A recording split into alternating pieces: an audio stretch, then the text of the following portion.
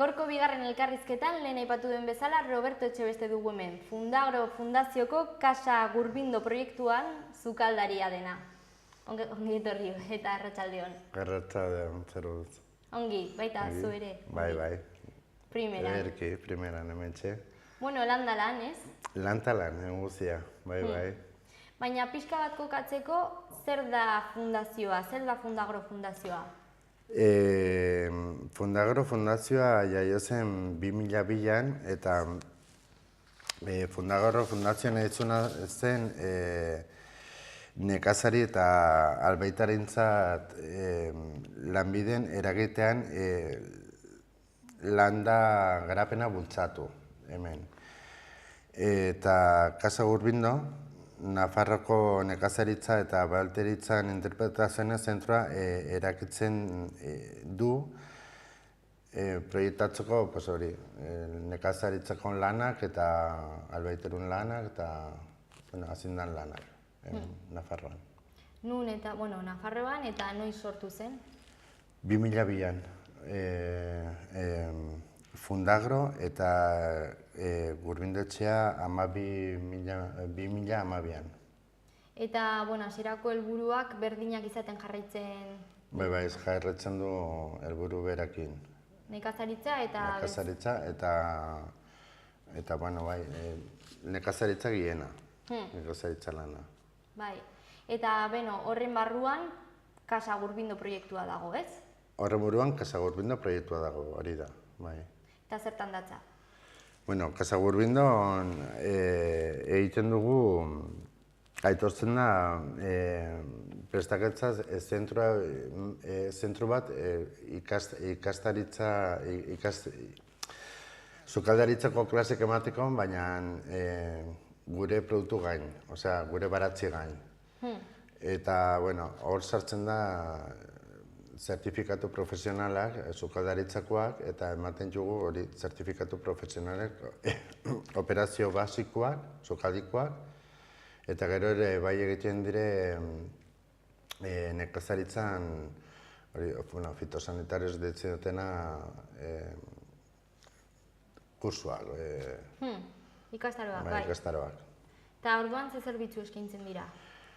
Zerbitzuk hori, zertifikoak atetzeko, eta gero egiten duzu bizitak idatuak ere, baratzeak ikusteko, eta joaten dire ikastaroak, aurrak txikiak, ikustera baratzia eta gure zentroan nola prestatzen diren janariak edo ematen aldire ere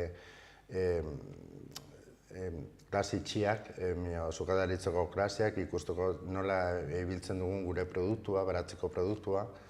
Egiten duzu gauz desberdinak, baina denak baratzi gain o janari gain enfokatuta. Eta nori zuzenduta guzti hau? Pues nahi du nari, kursuak gienak daude enfokatuta lanarik gabe dagoen jendeentzat, zertifikatu bat atetzeko eta lana bilatzeko, eta gero beste kursua, aurrena bizitak daude prestatuak aurrak ikasteko nondik heldu diren jateko gauzak.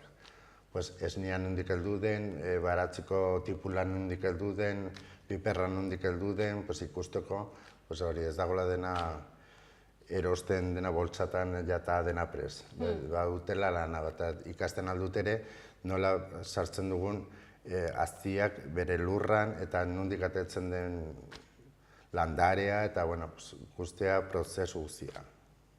Eta Nafarroa mailan egiten duzuelan? Bai, egiten alda, edozein tokitan, bai. Hori, egon zarete, Lizarran, hemen Iruñan ere, orain Baztanen egon zareko, bai? Orain Baztanen izanen da, Baztaneko klasea dire etxe ruralan gestioia nola prestatzen alden eta hori irausten hasiko dira, orain. Eta, kolektibo ezberdinekin egiten duzute lan, parte hartzaile ezberdinak daude, ez? Bai.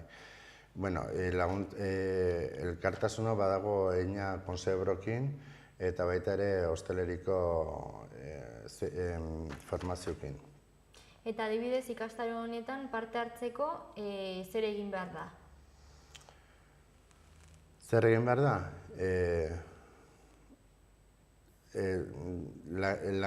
Lana bilatzeko balima da, behar duzu joan Navarrako zerbiziura, galdetzera, ze kursoak o ze ikastaroa dauden zertifikatu bat etzeko.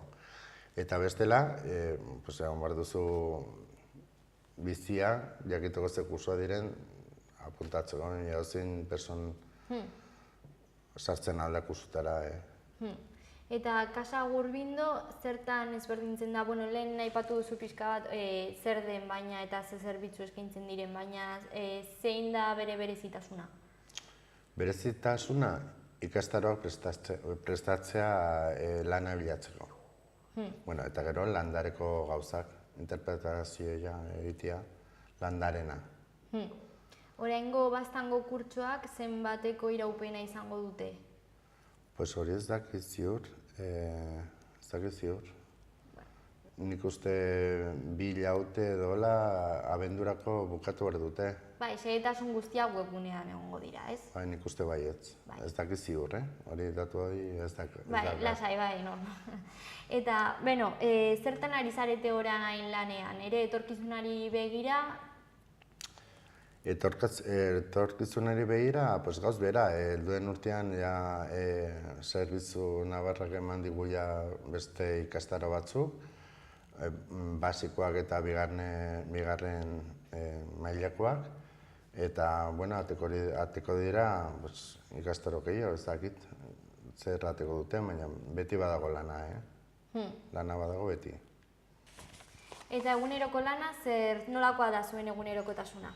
Ni goizean, lehetzen ezeriken ikastetxera, ematen dugu zertifikadoko informazio guztia, aulatan, eskolatan, eta gero hortik joaten gara sukaldira praktikan jartzera zer solastu geren ikastarean. Eta, prestatzen dugu lehenbiziko platera, bigarrena o postreko zer dugun egun hartarako, eta gero elkarrekin dena oraian, eta egunero hori izaten da. Eta gero batzutan azterketa izaten dute ikastaroak, ikasleak barkatu, eta azterketa dutelikan ematen diogu edozein produktu beratzikoa, eta produktu horrekin egin behar dute prestatu plater bat. Teknika sartzen eta ikasten dute sukaldaria izatea, nola prestatzen diren. Primeran, eskerrik asko, eta hurrengora arte. Egon gara, nahi dut zulikan.